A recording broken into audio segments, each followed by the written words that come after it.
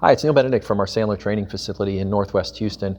Wanted to talk to you today about a sales meeting that I had this morning, or ultimately a sales meeting that I didn't have this morning, and why ultimately that happened, whose fault it was, and what we could do next time to make sure that that doesn't happen. So we got a call yesterday from a client or a prospective client who we felt had a lot of opportunity associated with it. They had a team of 9 salespeople.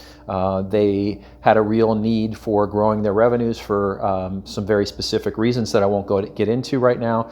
And they clearly thought that Sandler was the correct methodology for them to pursue in order to execute what they needed to execute. So when we qualified them via the phone, one of the things we didn't do in great detail was drill down into the pain that they were having, meaning, what was really not only the problems they were suffering, but what were the core causes to those and what were the implications of those particular problems. So we struggled a little bit when we scheduled this meeting to really be able to clearly articulate those. The second part was we talked to them about budget. They really had no identified budget for the sales training at that point, which is fine. It's okay that they didn't have a budget line item set aside for training. However, the challenge was that they couldn't clearly articulate what they felt something like this may cost, meaning they hadn't really thought about what the investment strategy was or what the ultimate the gap they needed to close from the investment and the return on that investment ultimately would be. So that was really the second challenge, I think, that we didn't do a great job articulating. The third ultimately was, of course, the decision-making process. And that one probably hurt us more than anything in this case because we didn't really understand who all was involved in making the decision and what they felt about the training and what they felt about Sandler ultimately. So needless to say, I jumped in the car, headed down to the meeting first thing this morning. The location's about an hour and a half away from where I live. So again, it wasn't a short car ride. Any of those of you who are in Houston know exactly what I mean. However, we're always willing to do that because it's important to meet clients or prospective clients face to face. But when we got there, the first words out of the client's mouth were, or at least my contact's mouth, were, "I'm sorry." So when someone comes to the door initially and says, "I'm sorry," you're wondering what's going to come out of their mouth next, and certainly it usually on the back end of that, there's nothing positive. So the first words being, "I'm sorry," I talked to my manager, who's the VP of sales, and I've never seen him react this way before. However, he said that he's never going to work with Sandler. He is not going to spend any money on training, and that we fundamentally had no ability to impact the success of his business.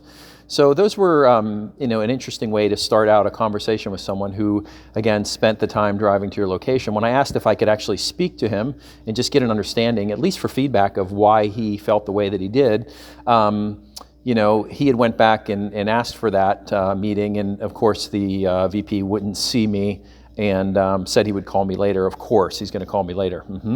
So needless to say, I haven't heard back from them.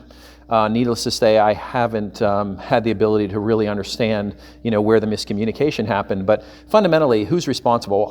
I'm responsible. We're responsible in general because we didn't do a good job of really taking them through an understanding of what their problems were. We didn't do a good job of taking them through the budgeting of their particular investment that they were willing to make. And we didn't do a great job of certainly understanding who the decision makers were and if they were on board with potentially working with us. So at the end of the day, I would have appreciated if they came out in a very professional way and told me directly that they didn't want to work with us and why, but that didn't happen. And at the end of the day, right, as salespeople, we realize that we have no one is obligated to tell us the truth or really engage with us at all. So we really have to just make sure that we are continually focused on doing the right things as salespeople, continually making sure that people see the value in what it is we bring before we spend too much time and invest too much in them.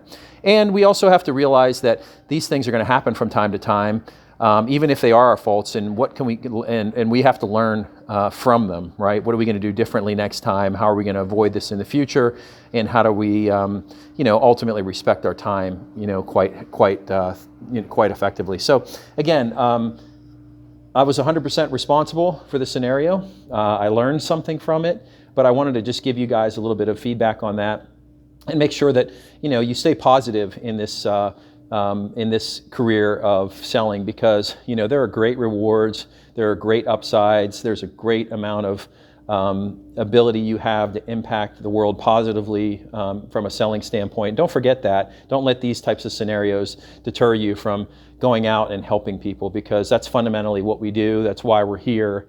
And it just reminded me quite heavily when I was driving back from that meeting this morning that I'm here to help. If I can help you, great. If I can't, that's also okay. And anyway, I just thought I'd share that with you today, and hopefully give you some encouragement, let you know that we all fail in sales from time to time, and we can always be better. Good selling. Thanks.